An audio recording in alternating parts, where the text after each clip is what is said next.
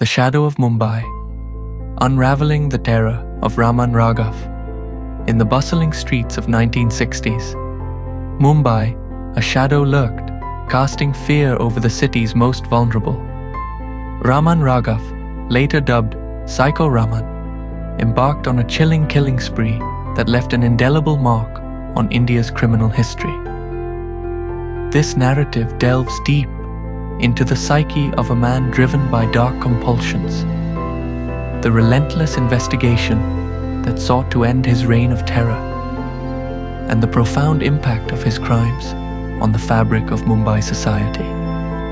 Join us as we journey through this harrowing true crime story, exploring the intricate details of Raghav's life, his heinous acts, and the legacy he left behind. Chapter 1. The City of Dreams and Nightmares. Mumbai in the 1960s was a city of contrasts, a burgeoning metropolis where dreams were realized, but also where nightmares took form.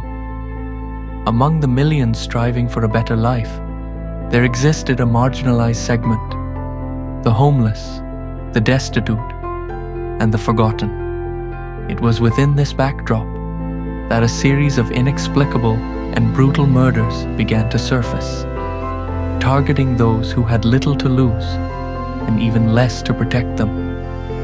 Chapter 2. Emergence of a Phantom. The initial murders were sporadic and seemingly unconnected. Victims were found bludgeoned to death in their sleep, their meager possessions untouched, suggesting motives beyond mere robbery.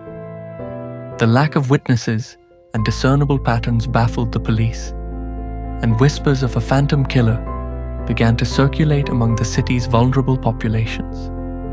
Chapter 3. The First Wave of Terror, 1965 to 1966.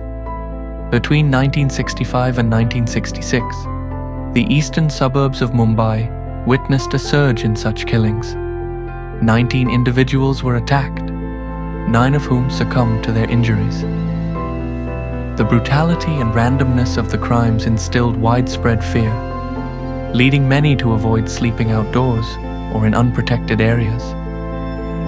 Despite increased police patrols and public vigilance, the killer remained elusive, his identity shrouded in mystery. Chapter 4. A Temporary Lull. After the initial spree, the murders abruptly ceased, leading authorities to a false sense of security. The city began to heal, and the horrors of the past seemed to fade into obscurity. However, this period of calm was merely the eye of the storm, as the perpetrator lay in wait, biding his time.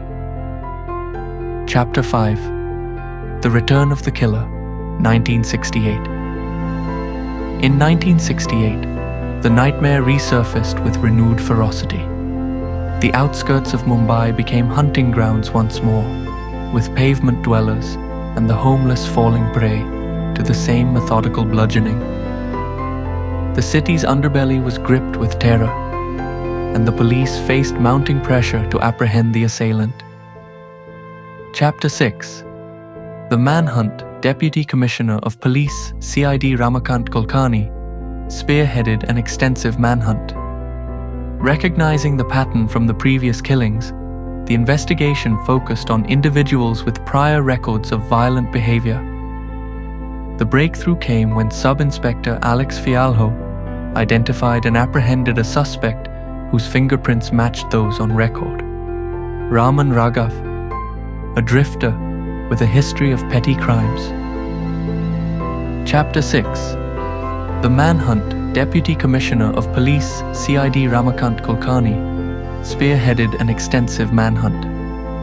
Recognizing the pattern from the previous killings, the investigation focused on individuals with prior records of violent behavior.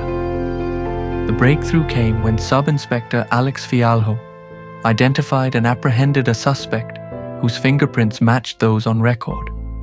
Raman Raghav, a drifter with a history of petty crimes. Chapter 7. The Confession. Initially uncooperative, Raghav's demeanor shifted following the fulfillment of a peculiar request for a chicken meal. He confessed to 41 murders, detailing his methods and the twisted rationale behind his actions. His victims were often those he deemed impure or corrupt, and he believed he was on a divine mission to cleanse society. Chapter 8. Inside the Mind of a Killer. Psychiatric evaluations revealed that Raghav suffered from chronic paranoid schizophrenia. He harbored delusions of persecution and grandeur, believing in a dichotomy between the world of Kanun, law, and the mortal realm. He was convinced that forces were attempting to change his sex, and that he possessed a unique Shakti power. These insights painted a portrait of a man detached from reality, driven by internal demons. Chapter 9. The Trial and Sentencing. Raghav's trial was a complex interplay of criminal justice and mental health considerations. While he was found guilty of the murders, his diagnosed mental illness played a significant role in his sentencing.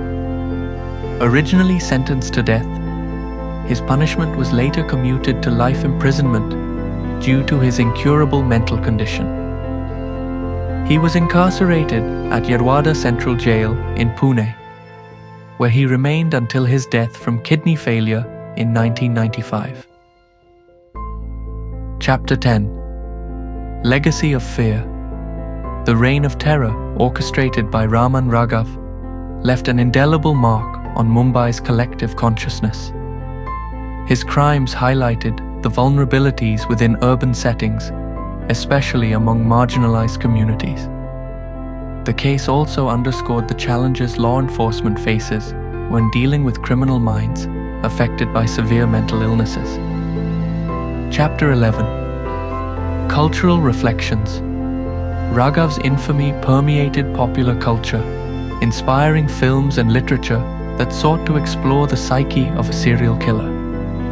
Notably, the 2016 film Raman Raghav 2.0, directed by Anurag Kashyap, offered a fictionalized account of his life, reflecting society's enduring fascination with the macabre and the complexities of the human mind. Epilogue. Lessons learned. The case of Raman Raghav serves as a grim reminder of the potential for darkness within human nature. It emphasizes the need for robust mental health frameworks, vigilant law enforcement, and societal awareness to prevent such tragedies. As Mumbai continues to grow and evolve, the shadows of its past crimes linger, offering lessons for future generations. What do you think about this case? Do you believe justice was served, or do you think the punishment should have been harsher? Let us know in the comments below. If you enjoyed this story, don't forget to like, subscribe, and share for more chilling crime mysteries.